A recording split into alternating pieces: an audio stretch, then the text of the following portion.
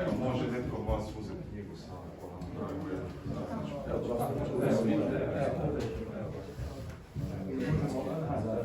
samo da rečičku malo vidimo, može li profesor malo sa strane da imamo i ovaj natpis. Može neki sam naskicu. Može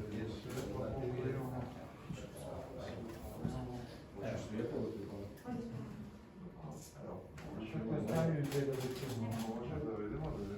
A, super, može. Odlično. To je to, hvala.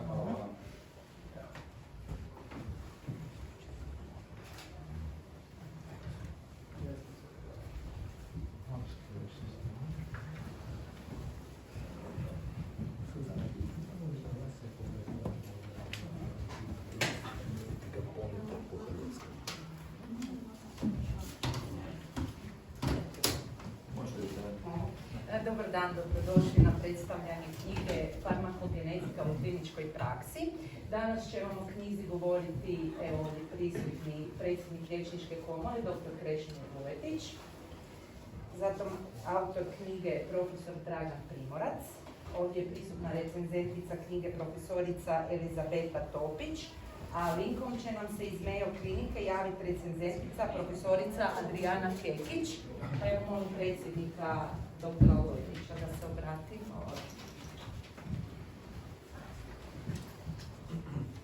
Pozdravljam vas sve, hvala vam na dolasku, hvala na interesu. Danas iz Hrvatske liječničke komore s ponosom predstavljamo knjigu Farmakogenetika, priručnik u kliničkoj praksi, dakle autora profesora Primorca i profesora Hopnera. Radi se o jednom jedinstvenom projektu ovakve vrste, radi se o trojezičnom priručniku za svakodnevnu kliničku praksu liječnika, koji će, vjerujem, polučiti uspjeh ne samo u Hrvatskoj, nego i u svijetu. Farmakogenetika kao znanost, kao jedno polje, zadnjih desetljeća užurbano napreduje, a mi, kliničari, svake godine sve smo svjesni i važnosti upravo farmakogenetike u zbrinjavanju, odnosno liječenju naših bolesnika. Poznato je, o tome će reći i sljedeći govornici, da nuspojave i neželjene reakcije na uzimanje lijekova budu čest uzrok i hospitalizacija, a nažalost ponekad i smrtnih ishoda. Tako da vjerujemo da će ova knjiga, koja je klinički priručnik, svakako taj broj smanjiti. Što se tiče Liječničke komore, ponosni smo što smo ovakav projekt uspjeli realizirati u Hrvatskoj, što iz Hrvatske ova knjiga odlazi u svijet. I ono što smatram najvažnijim i kao kliničar, da će upravo ovaj priručnik, koji je vrlo pregledan, biti koristan alat svim kliničarima za preciznije i sigurnije liječenje naših bolesnika. Evo, ja ne bih duljio i prepuštam riječ daljnjim govornicima. Mislim da je na redu profesorica Kekić iz Mayo klinike, ako ju imamo na vezi, možemo odmah nastaviti. Dobar dan svima, hvala vam još jedan put na pozivu. Velika mi je čast biti s vama virtualno i dati podršku profesoru Primorcu i naravno njegovom timu koji su nam na dar dali jednu veoma praktičnu knjigu. Imala sam izuzetno zadovoljstvo pročitati i dati recenziju o Pharmacogenomics in Clinical Practice Experience from 55 Commonly Used Drugs. Knjiga je naravno, kao što ste čuli, namijenjena onima koji žele da primjene principe farmakogenetike u svojoj užurbanoj praksi, kao što je i moja. Knjiga je veoma laka za koristiti, tu ćete naći jasna i praktična uputstva vezana za 55 lijekova, njihovih drug-gene parova i smjernice kako tu informaciju vezanu za farmakogenetiku primijeniti u praksi. Svaki od ovih lijekova ima 6 dijelova, uključujući 2 na koje ja obraćam najviše pažnje u mojoj svakodnevnoj praksi, u mom svakodnevnom radu, a to su farmakologija i farmakogenetika. Ja sam sigurna da će ova knjiga biti često korištena i bit će izuzetno koristan vodič kliničarima, kao što je bio i meni i kao što i nastavlja da bude i meni u mom svakodnevnom radu.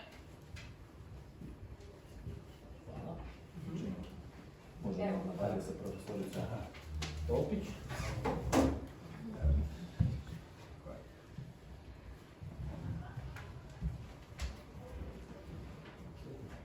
Poštovani kolege i kolegice, poštovani uzvanici. Odmah na početku ove promocije željela bih istaknuti veliki napredak u području farmakogenetike koji je načinjen u posljednjih 50 godina i čim je pravo baš zauzela mjesto u važnu ulogu u inovativnom smjeru medicine, a to je precizna ili preventivna medicina. I bez koja u biti ne može biti kvalitetna ako mi nemamo kvalitetne pokazatelje koje nam pruža sama farmakogenetika. Samim razumijevanjem genoma determiniranog djelovanja, to jest učinka lijeka na bolest i na samo njegove nuspojave, omogućuje kliničaru odabir najučinkovitijeg lijeka za pojedinog pacijenta te vjerojatnost da će se nuspojave zadržati na minimumu. Upravo ovo drugo izdanje knjige Farmakogenetika u kliničkoj praksi pruža smjernice za kliničku primjenu 55 najčešćih propisivanih lijekova u Hrvatskoj, ali i u svijetu. I slijedi preporuku Konzorcija za kliničku implementaciju farmakogenetike koje je razvijeno unutar prije jedno 20-ak godina i koja zaista pruža vrlo korisne informacije vezano za farmakogenetiku i njenu primjenu. Upravo kao i prvo izdanje knjige napisano na engleskom, njemačkom i hrvatskom jeziku i predstavlja sustavni farmakogenetski pristup određenog lijeka za svakog pacijenta koji taj lijek treba koristiti. Knjiga sadrži posebice za svaki lijek detaljne upute o farmakogenetskom testu, a svaka uputa je podijeljena na 6 odlomaka. Prvi odlomak, onaj jedan dijapozitiv bi trebalo biti kao primjer, ali ako ne... Ima, samo mi sljedeći dijapozitiv stavite. Znači,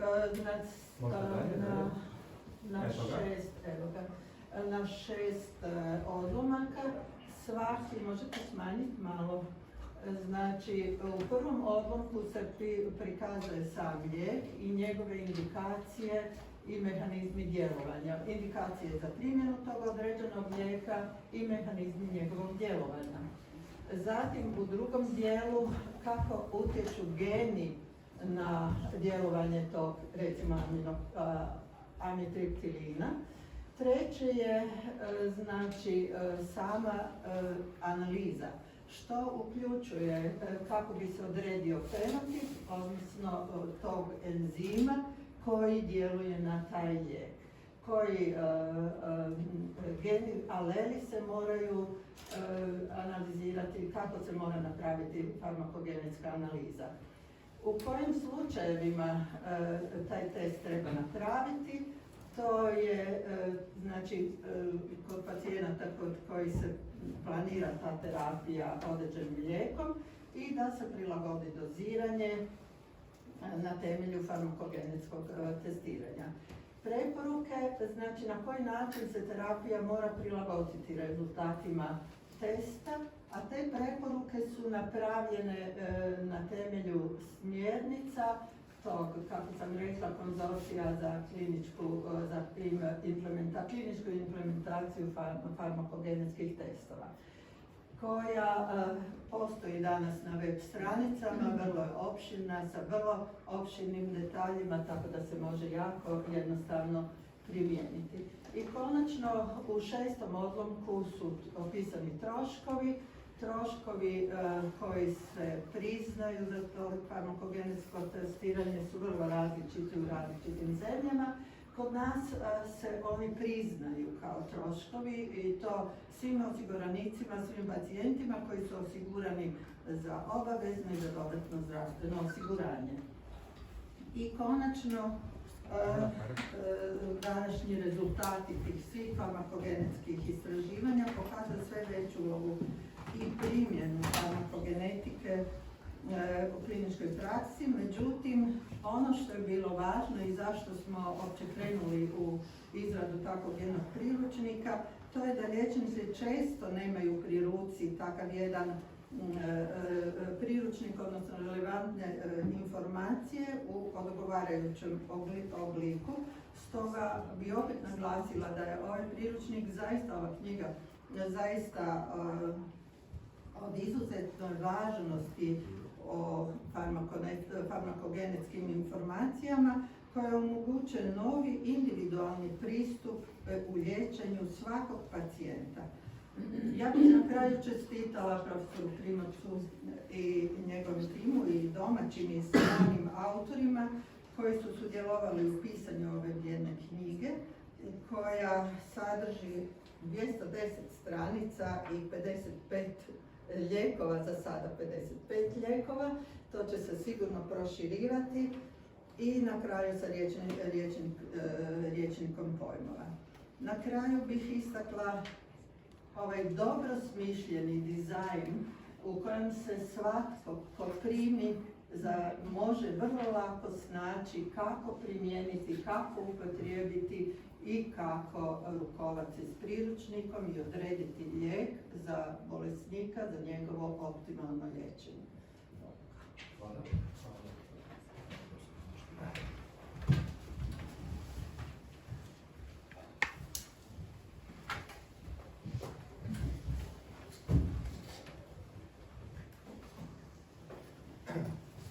Evo, hvala lijepo. Hvala što ste u ovom broju došli. Ja ću prikazati par dijapozitiva koji će biti možda i dramatični, ali će biti vrlo poučni, ali na početku želim zahvaliti gospodinu predsjedniku komore, dr. Scijencijarovu Krešimiru Vojetiću. Kolega Ujević je isto bio ovdje, da ne vidim ga, tu je negdje, da. Zbog čega? Nekoliko razloga. Prvo, komora u zadnje vrijeme tijekom mandata dr. Uvjetića napravila golem iskorak. Ovdje sjede neki od mladih kolega koje je komora prepoznala prije jedno 5-6 godina kao izvrsne mlade ljude danas koji su budućnost hrvatskog zdravstva, koji doktoriraju i idu dalje. Želim zahvaliti recezentima, naša draga profesorica Adriana Hekić sa klinike Mayo. Ona je jutros u 4 sata se digla kako je mogla biti spremna. Jedno veliko hvala na vašem trudu, na vašoj recenziji i potpori. Gospodi profesorici Topić, mi puno godina surađujemo i želim vam, ja bih rekao, zahvaliti za više od naših 20 godina suradnje, brojne literature, sve što smo napisali. Među vama su ovdje i niz autora knjige koji su participirali, teško mi sad poimenično nabrojiti, od ovdje naše docentice Škaro, docentice Erceg, docentice Skeli, profesorice Bartolevski i tako dalje, doktora Matišića, Molnara, Arsova i tako dalje. Međutim, ono što će vam biti najzanimljivije i hvala na vašem dolasku, zbog toga što zaista mislim da imamo jednu prekretnicu što se tiče ulaska u personaliziranu medicinu gdje Hrvatsku možemo pozicionirati kao velesilu. I puno je razloga za to. I upravo je temeljna poruka zbog čega iz Hrvatske i danas iz Hrvatske liječničke komore ide knjiga 3 jezika, zato što želimo svjedočiti izvrsnost i u tom kontekstu poruku poslati svim liječnicima koji će imati priliku praktikujući ovu knjigu ordinirati terapiju. Ovdje su naši autori iz Hrvatske i iz inozemstva. Sad naravno postavlja se pitanja, kako je profesorica Hekić tu, zbog čega je klinika Mayo godinama vodeća klinika u SAD-u i zbog čega prednjači.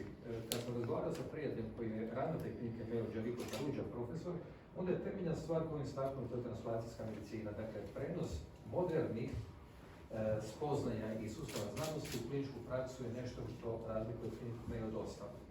I jedno od pitanja novinara koji još će doći je zapravo šta se događa sa personaliziranom medicinom kao pojmom. Ja bih rekao da ona više nije budućnost ili budućnost sada. I ona kao takva je toliko duboko ušla u analizu genomike, transkriptomike, protomike, aktivomike, glikomike, metabolike, da mi zapravo novu generaciju liječnika koju ćemo imati za nekoliko godina nećemo moći imati konkurencije na tržište znanja ako neće poznavati ovaj vrlo važan dio medicine. Ali mislim da će vas ovaj podatak šokirati, mene barem u početku. Da kad gledamo genetske analize, da negdje oko 7,2% svih rezultata genetskih koje mi dobijemo, a mi konkretno uradimo suradnju sa ekipom iz Vitin i San Francisco u Svetoj Katarini, da je 7,2% imaju poznatu varijantu ili mutaciju koja je povezana sa kardiovaskularnim bolestima ili rizikom za nastanak karcinoma. Ako odemo korak dalje, cijela današnja priča je temeljena samo na jednoj filozofiji. Prava terapija za pravog pacijenta u pravo vrijeme. Poznavajući genetiku, mi to možemo napraviti i još jedan put partner institucije, naša Hrvatska liječnička komora, Specijalna bolnica Sveta Katarina, International Society for Applied Biological Sciences, u čijim redovima sjedi 7 dobitnika Nobelove nagrade. Naravno, meni je jako značajna potpora našeg Hrvatskog društva za humanu genetiku, krovnog društva, Hrvatskog liječničkog zbora i Hrvatskog društva za preciznu i personaliziranu medicinu, isto Hrvatskog liječničkog zbora. I sad krećemo u ono što je potrebno da svaki liječnik i svaka osoba u praksi razumije. Kao što vidite, očito da ovaj gospodin s ovim odjelom ima jedinstveno odjelo i da je suludo pokušati njegovo odjelo koristiti osobi nižoj ili deblje od njega. I to je nažalost jedan od najčešćih problema koje moderno zdravstvo ima, a to je mi koristimo model one size fits all ili zapravo zajednička terapija koju prilagodimo eventualno kilaži, eventualno dobi ili spolu. I kad vi pogledate u našu dvoranu, znači svi ljudi koji ovdje sjede, mi zapravo imamo ljude kojima lijek može biti toksičan i nekoristan. Može biti da nije toksičan i koristan. Ovo je populacija koja nas jako zanima, a među vama ne postoji način da mi možemo doznati tko pripada u pojedinu skupinu bez farmakogenomskog testiranja. Sad možete zamisliti što to znači kad ova naša cijela soba puna divnih ljudi biva liječena na potpuno identičan način. Mi u startu već znamo da činimo grešku. Razlozi su vrlo jednostavni, a to su određene promjene na genima, manjak gena, naravno ako vi imate nedostatak gena, potencijalno vodite u problem da imate siromašni ili spori metabolizam. Ako imate višak gena ili višak kopija gena, naravno da imate problem jer možete imati puno aktivnije metaboliziranje lijeka, što u konačnici može biti toksično, dovesti do smrti, kao što ovdje možete imati potpuno neučinkovit lijek. Ovo je podatak koji je zabrinio sve. Dakle, vodeći američki sapropis JAMA kaže da godišnje od adverse drug reaction ili štetnih učinaka lijekova umire 106.000 ljudi, a da njih 2,2 miliona koji su hospitalizirani imaju štetne učinke lijekova. Vrlo jednostavno to možete prebaciti u omjeru populacija prema Hrvatskoj i dobit ćete brojeve kako bi Hrvatska trebala izgledati. Nemojte zaboraviti da nitko od nas ovdje nije poštećen ovoga o čemu ja sad govorim. Ono što je mene posebno iznenadilo i ovaj dijapozitiv je zbog kolega koji su me pitali, jer je nedavno bila jedna naslovnica koja je vrlo jasno rekla da je adverse drug reaction 4. razlog smrtnosti. Ovo je jedan od naših najpoznatijih časopisa The Lancet, koji vrlo jasno ističe da je to 4. razlog smrtnosti nakon srčanih bolesti, stroka i karcinoma. 4. razlog smrtnosti u populaciji. I jedno je pitanje bilo vezano za Europu. Mi imamo BMC Health Service Research koji objavio podatak prije godinu dana da u ovom trenutku oni su izračunali statistički na teritoriju Europe 3,5% svih hospitalizacija je uzrokovano direktno sa štetnim učincima lijekova. Možete pretpostaviti na 100 primljenih u bolnicu 3,5, 3 ili 4. Ali ovaj podatak je posebno dramatičan da mi govorimo da adverse drug reaction were cause of 197,000 deaths in the European Union. 197,000 smrtnih ishoda. Ljudi koji su trebali biti živi. Ovo je uvod. I naravno, postavlja se pitanje što napraviti. Što napraviti? Ako pogledamo ovaj dijapozitiv koji sam ja nedavno pokazao u Berlinu, jednom velikom kongresu, onda imamo definitivno potvrđeno da je adverse drug reaction 4. razlog smrtnosti. Ali ovaj podatak je posebno značajan za kliničare, za sve nas koji skrbimo o sustavu zdravstva, a to je da hospitalizacija od svih bolesnika koji imaju tzv. Štetne učinke lijekova je najmanje, ti ljudi 2 puta bivaju ljudi u bolnici, a možete izračunati kakav je problem oko troškova. A ono što je jedan od najvećih problema s američkim državama je što je oko 700 miliona recepata se izdaje godišnje za lijekove koji imaju dokazane i moguće štetne učinke lijekova. 700 miliona preskripšena. Jedno od vaših pitanja je bilo pitanje troškova, koje ja vam prikazujem tako da je što jasnija priča.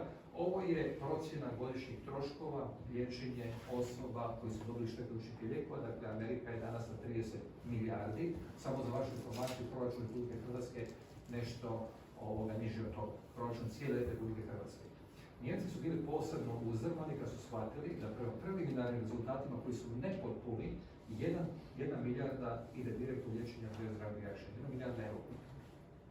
I naravno, potpuno nepotrebno govoriti što to predstavlja za povećanje troškova zdravstvenom sustavu i kao što uvijek moramo imati sve evidence-based, utemeljeno na dokazima, za svaki izjavu koja je ovdje mora postojati referenca. Primjer. Ako mi pogledamo jedan primjer koji je vrlo dramatičan, u pripremanju ove tiskovne konferencije par novinara koji sjajno prate ovo područje, ja vam želim zahvaliti na to, pitali smo za primjer. Ja ću vam pokazati nekoliko dramatičnih primjera. Dakle, epiziotomija je jedan zahvat koji se radi nakon prilikom izvođenja poroda, da olakšamo prolazak bebe, rasjeća se međica i naravno da nakon toga žena treba biti zbrinuta od boli.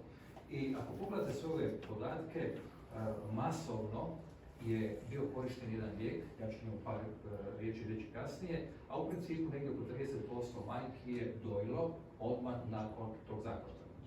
Da bi mi lijek koji vrlo često dajemo ili smo davali do pojave farmakogenomike, kodein, da bi on bio aktivan, on mora proći metabolizam koristeći jedan enzim CYP2D6 kako bi bio metaboliziran u morfin i to je negdje otprilike oko 10% tog lijeka prolazi kako bi se mogli vezati na morfinske receptore da to gospođu ne voli. Ovo je primjer novorođenčeta koje je rođeno potpuno zdravo i normalno, mi to kažemo Apgarskov 10, i to je dijete koje je majka primijetila da ima velike poteškoće u periodu dojenja i primijetila čak letargiju 7. dan, da bi 12. dan primijetila promjenu boje kože i da majka zapravo ne može nikako hraniti svoje dijete. Zvala je pedijatra nekoliko puta i pedijatra je rekao ono što bi većina kolega pedijatara rekli moji, to je moja struka, a to je nastavite dojiti jer nema ništa bolje od mlijeka majke. Majka kad je došla 13. dan, primijetila da je njeno dijete mrtvo. Krenula je cijela istraga da se utvrdi šta se dogodilo. Primijećeno je, toksikolozi su primijetili jednu stvar da je majka redovito uzimala 30 mg kodeina sa paracetamolom, to su neke od najstandardnijih terapije koje se danas daju. Ali kad su primijetili jednu vrlo interesantnu stvar, to je u morfin u krvi, primijetili su kod djeteta da je ta vrijednost negdje 35 do 40 puta veća nego što bi trebalo imati normalno dijete. A onda su primijetili da majka u svom mlijeku ima koncentraciju koja je negdje 40 do 50 puta viša morfina nego što ima normalna žena kad izdaje svoje mlijeko i postavili se pitanje što se dogodilo. Da li dijete otrova? Forenzičari su stupili na scenu, napravili su cijeli jedan genetski profil i utvrdili da je majka bila u pregovoru takozvanog ultrarapidnog metabolizatora. Znači sve ono što je majka primila kodeina, ona je višestruko metabolizirala više, proizvodila daleko više morfina i praktički iz tog njenog mlijeka je ubijeno dijete. Uvijek se postavlja samo jedno pitanje nakon toga. Šta smo mogli napraviti, šta smo mogli prevenirati i ko je za to odgovoran? To je bio jedan od vrlo zanimljivih sudsko-medicinskih procesa u SAD-u i nakon toga cijela literatura se promijenila i u našoj Bibliji pedijatriji koju mi zovemo Nelson je promijenjeno i u smjernicama je uključeno. Ako imate osobu da je ultrarapidni metabolizator, mijenjajte terapiju, mijenjajte lijek, ali nikako ne uzimajte vodu. Onaj koji bi to napravio ponovo grešku, to bi apsolutno bilo nebranjivo bilo kojem sudskom vještaku jer se pokazalo da ne poznaje elemente farmakogenomike. Stoga je u našoj knjizi jedan od lijekova koji obrađujemo kodein. Do u detalju, koje su indikacije, koji gen utječu, što se analizira, u kojem slučaju je potrebno napraviti test, posljedice testova i liječniku sugeriramo kolika je populacija da imamo ultra brze metabolizatore. Ako mi postavite pitanje koliko ih je, ovisi o populaciji, ali na 100 žena u Hrvatskoj su 2 takve. U nekim drugim populacijama i do 7 je takvih žena i naravno koliko ih je kao sporih metabolizatora, između 5 do 10%, kojima taj lijek će biti potpuno neučinkovit i mi vrlo jasno liječniku kažemo kad dođete u poziciju imate preporuku za promjenu lijeka ili izbjegavati primjenu kodeina i navedene su sve reference. Ovo je jedna priča, opet jedno od vaših pitanja za danas, a to je zašto je iznimno važno reducirati rizik koji nas može dovesti do onih stanja za koje ne možemo ih rješavati bez načela personalizirane medicine. Mi ovo zovemo personal medicine approach to level risk reducing model. Prvo, ako mi ne poznajemo koja je genetska predispozicija za neku bolest, a još uz to ne poznajemo farmakogenomiku, mi dolazimo zapravo u jedan ozbiljan problem. Vi ćete vidjeti o čemu se radi. Mi u svakom trenutku, bilo ko od nas može razviti tromb. Nažalost, u ovom periodu i sad živimo u infekciji SARS-CoV-2, one se događaju puno češće zbog endoteliitisa kao pojma. Ali pogledajte vi kad se dogodi jedan put. On može biti razlogom i naslijeđenih stanja, pogotovo mutacija na faktoru 5, Leiden ili protrombinu, ali i nizu drugih stanja, ali mogu biti problematični ljudi poput nas koji često putujemo, koji smo u zrakoplovi i slično. I ako imate kombinaciju više od tih faktora, a na primjer konkretno je žena, njih je oko 5% koji imaju mutaciju na faktoru 5, oni imaju daleko veći rizik za razvoj tromba. A ako oni dođu u poziciju da uz to uzimaju estrogene, a imaju mutaciju na faktoru 5, oni imaju rizik veći 30 puta da će dobiti duboku vensku trombozu. Ovo su stravični podaci. Jedini način da vi možete znati koja je osoba u riziku da napravite elementarna genetska testiranja. Ali onda dolazimo do drugog problema. Ako to ne doznate, kako ćete vi liječiti tu osobu? Ovo je jedan primjer inhibitora agregacije trombocita, klopidogrel, gdje mi imamo lijek koji se vrlo često propisuje i ako vi imate kategoriju sporih metabolizatora, a to je između 2 do 15% populacije, mi to svjedočimo svakodnevno u našoj klinici, a vi dajete lijek nakon pretrpljenog infarkta miokarda ili nekih drugih ishemijskog moždanog udara, vi uvjereni da taj lijek pomaže pacijentu, da bi on došao nakon 4, 5, 6 mjeseci sa ponovnim infarktom i nečim drugim ili zatvorenim stentom. To su toliko dramatične situacije da pitanje poznavanja farmakogenomike postaje pitanje osnova razumijevanja temelja medicine. I na kraju, primjer koji je iznimno zanimljiv svima. To su depresije. Ja sam samo uzeo 3 primjera. Pogledajte danas, mi danas kažemo da je 800.000 samobojstva godišnje u svijetu. 50% njih su osobe koje počine, koji imaju jedan oblik depresije. I naravno, ovo su podaci koji su vrlo jasno, mi kažemo da zadnji rezultati ukazuju da oboljeli od depresije koji se liječe sukladno farmakogenetskim imaju 2 do 5 puta veću šansu za posljednje remisije. A 40% varijacija u odgovoru na antidepresivnu terapiju može se pripisati genskim varijacijama. Poštovane kolegice i kolege, mi govorimo o ovom broju. Mi govorimo o broju 800.000 samobojstva. Od 400.000 samobojstva povezanih sa depresijom i od 40% u startu znamo da imamo terapiju koja neće odgovarati ako ne poznajemo farmakogenomiju. Koliko to daleko otišlo, jedno od najvećih američkih osiguranja United Healthcare je od 1.10.2019. godine uvelo u svoju policu osiguranja upravo zbog svega što sam naveo ovdje testiranje farmakogenomsko na panelu koji ne analizira više od 15 relevantnih gena i to je zapravo uključeno u takvu policu. Što znači, u konkretnom primjeru, kao što je gospođa profesor Topić govorila, kad bi davali neki od tih lijekova iz obitelji antidepresiva, uključujući amitriptilin, vi bi definitivno morali napraviti farmakogenomsko testiranje da bi optimizirali terapiju i u konačnici da bi dali najbolji mogući lijek. Ovo što vidite sad ovdje je primjer jedne interakcije, jedne dinamike, kad ovaj lijek koji mi dajemo ovdje zapravo mora proći kroz jedan cijeli sustav, cikl 2C19, ovo su različiti aleli, kako bi mi dobili aminotriptilin. Ali onda postoji jedna druga kaskada putem CYP-a 2D6 gdje ćemo mi dobiti manje aktivni metabolit.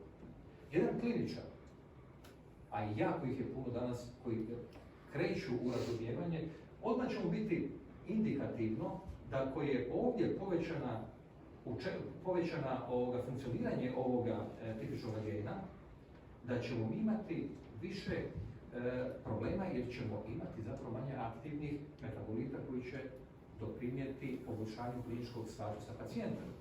Ako odemo korak dalje, onda ćemo znati da bez ovoga konkretnog gena i njegovog proizvoda nema metabolizma. I ovo sve što vidite ovdje smo mi saželi vrlo jednostavno u algoritme koji su temeljeni na principima strojnog učenja. Ovo je primjer za triptilin. Ovo su svi radovi koje možete primijetiti u zadnje vrijeme da smo mi objavili prije što smo došli do ove razine.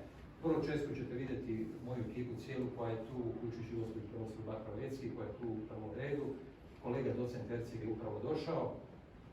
Sve mlade kolege, znači jedna nova generacija liječnika i ovo je poglavlje gdje smo se dali jako truda, puno kolege anesteziolozi oko primjene farmakogenomike u anesteziologiji, iznimno značajno kako bi pratili što bolje ishode pacijenta.